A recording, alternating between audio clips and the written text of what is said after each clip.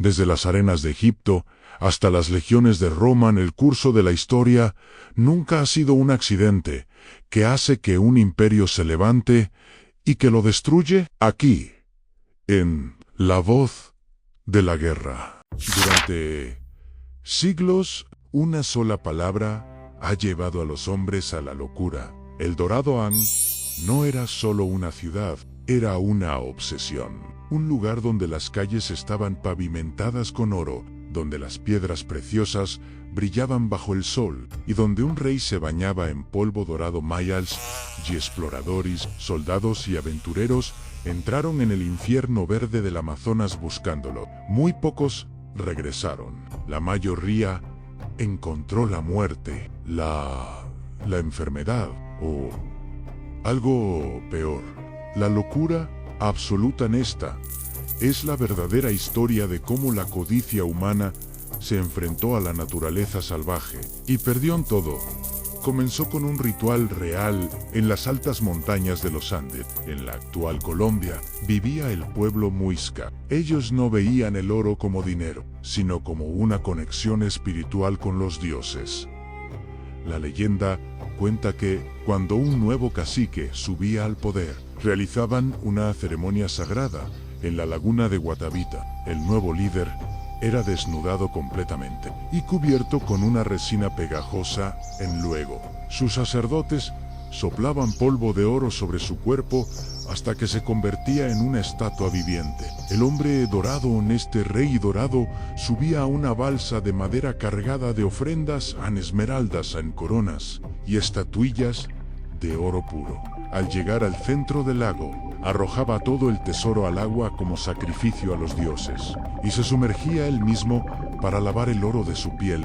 Cuando los conquistadores españoles escucharon esta historia, sus ojos brillaron de codicia. Imaginaron que el fondo de ese lago debía tener toneladas de oro acumuladas durante siglos, pero su imaginación fue más allá. Si había un hombre dorado, debía haber una ciudad dorada.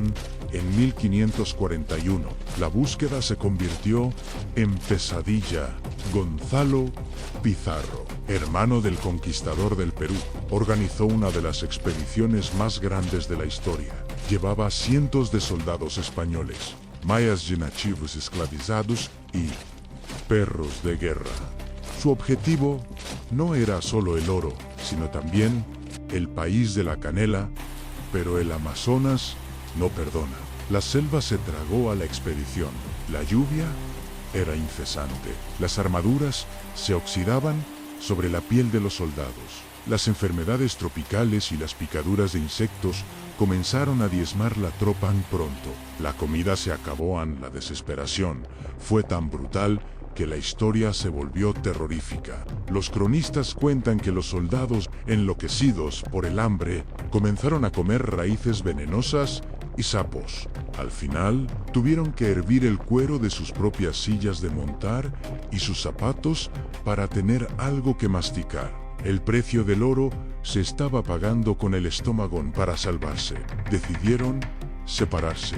El capitán Francisco de Orellana tomó un pequeño bergantín y bajó por el río en busca de comida, prometiendo volver, pero la corriente del río más grande del mundo lo atrapó. Orellana nunca pudo regresar con Pizarro. Sin saberlo, estaba a punto de descubrir el río Amazonas durante su viaje a la deriva. Orellana y sus hombres vivieron un horror constante. No solo luchaban contra el hambre, sino contra tribus hostiles que defendían su hogar. Fue aquí donde nació otra leyenda orellana.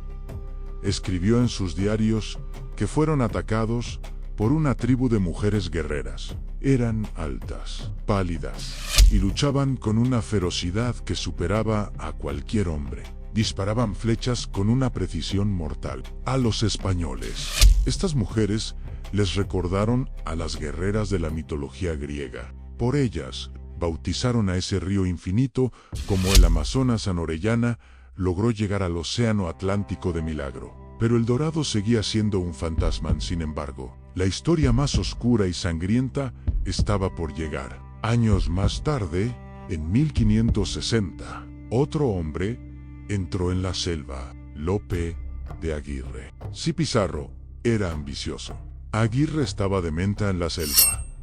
Rompió su mente. Aguirre se convenció de que la expedición estaba maldita por culpa de sus líderes. Inició un motín y tomó el control, asesinando a cualquiera que se opusiera a él. Su locura no tenía límites. Se declaró en rebeldía contra el mismísimo rey de España, Felipe II. Enviándole una carta llena de insultos a Aguirre, se autoproclamó la ira de Dios, príncipe de la libertad. Aterrorizó a sus propios hombres y a los pueblos nativos a lo largo del río. Su viaje no fue una exploración, fue una carnicería. Al final, rodeado por las tropas reales en Venezuela y sabiendo que iba a ser capturado, cometió su acto final de locura. Admiró a su propia hija, que lo había acompañado en la travesía, y dijo: «No permitiré que seas el juguete de mis enemigos». Y en un acto de amor retorcido y locura, la asesinó con su propia daga. Lope de Aguirre fue ejecutado y su cuerpo descuartizado, convirtiéndose en el símbolo de la maldición del Orón.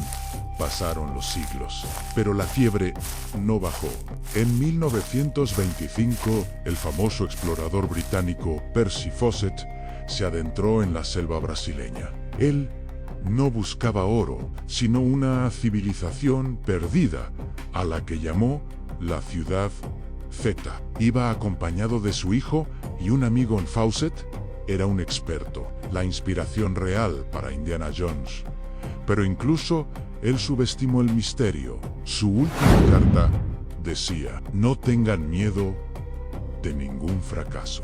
Después de eso, desaparecieron de la faz de la tierra. Nadie sabe si fueron asesinados por tribus locales, si murieron de hambre o si decidieron quedarse a vivir en la selva. Solo quedó su brújula, encontrada años después, como un testigo mudo.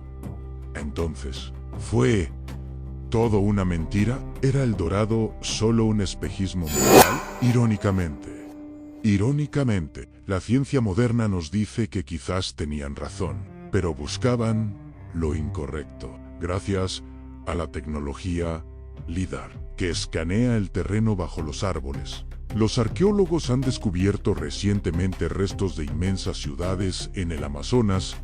No estaban hechas de oro, estaban hechas de tierra y madera. Eran civilizaciones complejas, con millones de habitantes, carreteras y agricultura avanzada, que prosperaron antes de que las enfermedades europeas las aniquilaran. Los conquistadores caminaron sobre las ruinas de estas grandes civilizaciones sin darse cuenta, cegados por el brillo del metal. El verdadero tesoro del Amazonas no era el oro, era la vida, la cultura y la propia selva Anoy.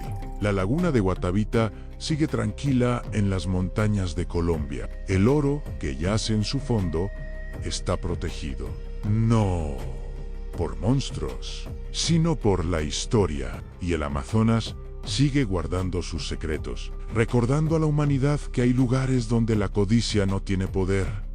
El Dorado no es un lugar en el mapa, es el cementerio de la ambición humana. Cada historia que contamos es un eco de las decisiones tomadas en el campo de batalla, un recuerdo que el presente no debe olvidar. Así, estas voces del pasado te apasionan. Suscríbete a La Voz de la Guerra y activa la campana. ¿Qué secreto guarda la próxima página de la historia? Descúbrelo en nuestro próximo documental.